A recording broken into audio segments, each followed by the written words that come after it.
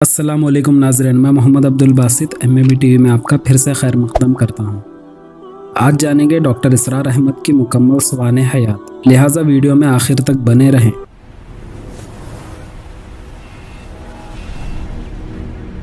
Doctor Israr Ahmad इस्लामी मुहक़्क़िक़, professor, मुफ़स्सिर Quran और बानी तंज़ीम इस्लामी थे। आज डॉक्टर इसरार अहमद की कई पेशन गोयाँ जो वो कुरान व हदीस की रोशनी से अख्ज़ की हैं हूबहू पूरी साबित होती नज़र आ रही हैं। आपने कुरान का मुतालिया और उसकी तफसीर को गहराई के साथ समझा और समझाया। डॉक्टर इसरार अहमद सैयद अबुल आला मौदूदी से काफ़ी मुतासिर थे, जिन्हें मौलाना मौदूदी भी कहा जाता है, और आप शाह वलीउल्लाह दहलवी से भी मुतासिर थे, जो 18वीं सदी के हिंदुस्तानी इस्लामी रहनुमा, नौआबादियाती मुखालिफ, कारकुन, फ़िक़िया और आलिम थे। डॉक्टर इसरार अहमद महमूद हसन देवबंदी और शब्बीर अहमद उस्मानी की रिवायत को भी पसंद करते थे। इन्होंने कुरानी तालीमात को साइंसी नुक्ता नज़र से भी समझा और रोशन ख़याल अंदाज में पेश किया। इसरार अहमद साहब इस बात पर यकीन रखते थे कि इस्लाम को इनकलाबी तौर पर कुरान व सुन्नत की रोशनी में समाजी, सकाफ़ती, फ़िक़ही, सियासी और इक़्तिसादी मैदानों में नाफिज किया जाना चाहिए। डॉक्टर इसरार अहमद 1932 में हरियाणा के ज़िले हिसार में पैदा हुए। हिंदुस्तान से पाकिस्तान अलग होने के बाद लाहौर चले गए। आपकी तालीम गवर्नमेंट कॉलेज से हुई। FSC का इम्तिहान इम्तियाजी नंबरों से पास किया। 1954 में इन्होंने किंग एडवर्ड कॉलेज से MBBS की सनद हासिल की। इसके बाद 1965 में जामिया कराची से MA की सनद भी हासिल की। आपने 1971 तक मेडिकल प्रैक्टिस की। इसके बाद आपका रुझान इस्लाम की तरफ आया और आप कुरान के मुफस्सिर बन गए। दौरान तालीम आप इस्लामी जमीयत तुलबा से वाबस्ता रहे और फ़ेल किरदार करते हुए नाज़िम आला मुकर्रर हुए। तालीम से फ़राग़त के बाद आपने जमात इस्लामी में शमूलियत इख्तियार कर ली, ताहम जमात की इंतखाबी सियासत और फ़िक्री इख्तिलाफ़ात के बाइस इससे अलहदगी इख्तियार कर ली और तंज़ीम इस्लामी की बुनियाद रखी, जिसके बानी व क़ायद मुकर्रर हुए। 1981 में आप जनरल ज़ियाउल हक़ की मजलिस शूरा के भी रुकन रहे।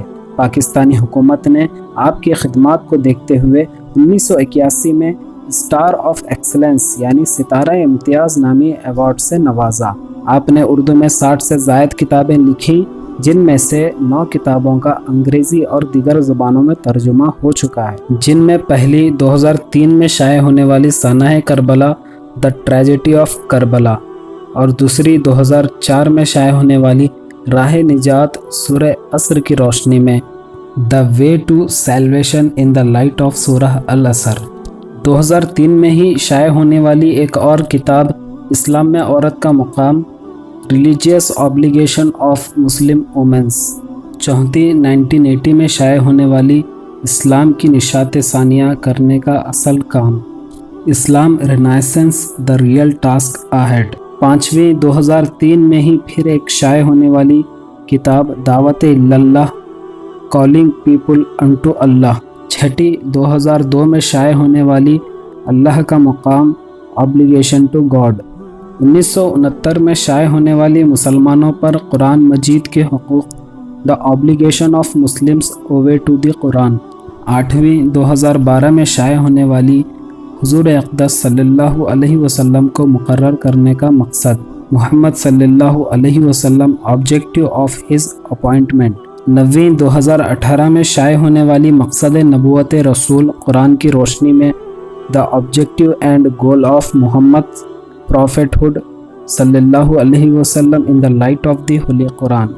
डॉक्टर इसरार अहमद के दीगर किताबें जो इनके खुतबात से ली गई हैं, पहली मलफूज़ात डॉक्टर इसरार अहमद, दूसरी इस्लाह मुआशरे का कुरानी तसव्वुर, तीसरी नबी अकरम सल्लल्लाहु अलैहि वसल्लम से हमारे ताल्लुक़ की बुनियादें, चौथी तौबा की अज़मत और तासीर, पाँचवीं हक़ीक़त व अक़साम शिर्क, छठी कुरान के हम पर 5 हुकूक़, सातवीं इस्लाम और पाकिस्तान, आठवीं अल्लामा इक़बाल और हम, नवीं इस्तेहकाम पाकिस्तान, 10वीं मुसलमान उम्मतों का माजी, हाल और मुस्तक़बिल, 11वीं पाकिस्तानी सियासत का पहला अवामी व निज़ामी दौर।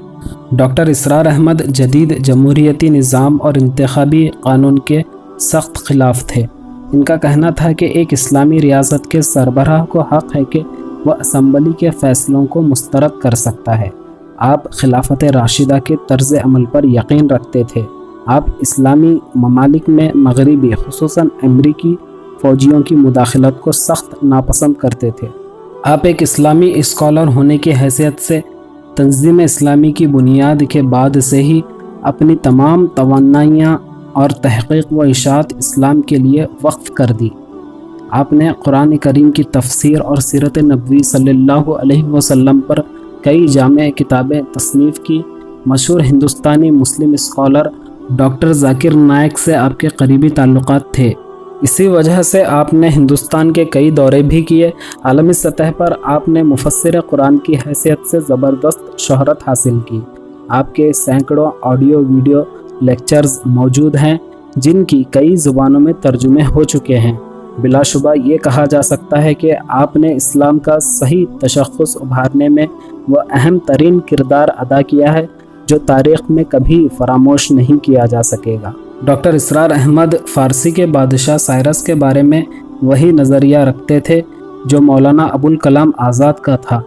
ان کا خیال تھا کہ امام ابو حنیفہ اور امام بخاری میں ظاہری تضاد اسی لیے ہے کہ پہلے فقیہ ہیں اور مؤخر الذکر محدث ہیں۔ ڈاکٹر اسرار احمد نے دجال کے بارے میں ایک روایت کا حوالہ دیا جس میں انہوں نے کہا کہ سیف بن سیاد اپنی پیٹھ سے دیکھنے کی صلاحیت رکھتے تھے۔ مزید یہ کہ اس کا حوالہ بھی دیا وہ سوتا تھا لیکن اس کا دل دماغ بیدار تھا۔ جیسا کہ قرآنی تعلیمات کو ہر میدان میں نافذ کرنے کا مقصد اسرار احمد صاحب کو تھا، اسی طرح مولانا ابوالکلام آزاد کو بھی تھا۔ انہوں نے اپنی پہلی کوشش مبینہ طور پر ان کی ایک جماعت حزب اللہ کے ذریعے کی تھی۔ ایک اور کوشش مودودی نے بھی جماعت اسلامی کے ذریعے کی تھی۔ جماعت اسلامی اپنے اثر و رسوخ میں کچھ حد تک کامیاب بھی ہوئی تھی۔ پھر اسرار احمد صاحب نے 1956 میں اس پارٹی سے استعفیٰ دیا۔ ابتدائی طور پر جماعت اسلامی کے رکن ڈاکٹر اسرار احمد صاحب اپنی انتخابی سرگرمیوں سے مایوس ہو گئے تھے کیونکہ اہم پالیسیوں، معاملات اور انقلابی عمل کے ذریعے نشاط ثانیہ پیدا کرنے کی کوشش کو ناکام ہوتے دیکھا۔ ان کے ساتھ کچھ اور افراد نے بھی جماعت اسلامی سے استعفیٰ دے دیا اور 1956 میں تنظیم اسلامی کی بنیاد ڈالی جس کا مقصد ایک نظم و ضبط تنظیم بنانے کا تھا، اور ایک قرارداد منظور کی گئی جو بعد میں تنظیم اسلامی کا مشن اسٹیٹمنٹ بن گیا۔ اپنے کام کے ساتھ ساتھ قرآن پر مبنی اسلامی فلسفہ اور عالمی نظریے کو زندہ رکھنے کے لیے اسرار احمد کا مقصد اپنی جماعت کے حتمی مقصد کے ساتھ ایک حقیقی اسلامی ریاست یا نظام خلافت کے قیام کے حتمی مقصد کے ساتھ عملی طور پر معاشرے کی اصلاح کرنا چاہتے تھے۔ ہندوستان میں بابری مسجد کے انہدام کے بعد ڈاکٹر اسرار احمد نے اپنے ایک خطاب میں پاکستان میں ہندو مندروں کے انتظامی انہدام پر تنقید کرتے ہوئے اسے ایک غیر اسلامی عمل قرار دیا اور مجرموں کو ہندو انتہا پسندوں جیسا ہی کہا۔ ڈاکٹر اسرار احمد صاحب کا انتقال 78 سال کی عمر میں 2010 14 اپریل کی صبح ان کے گھر لاہور میں دل کا دورہ پڑنے سے ہوا۔ 2002 میں صحت کی خرابی کے باعث تنظیم اسلامی کی قیادت چھوڑی تھی۔ پسماندگان میں ایک بیوی، 4 بیٹے اور 5 بیٹیاں شامل ہیں۔ ڈاکٹر اسرار احمد کو گارڈن ٹاؤن سیمیٹری لاہور کے قبرستان میں سپرد خاک کیا گیا۔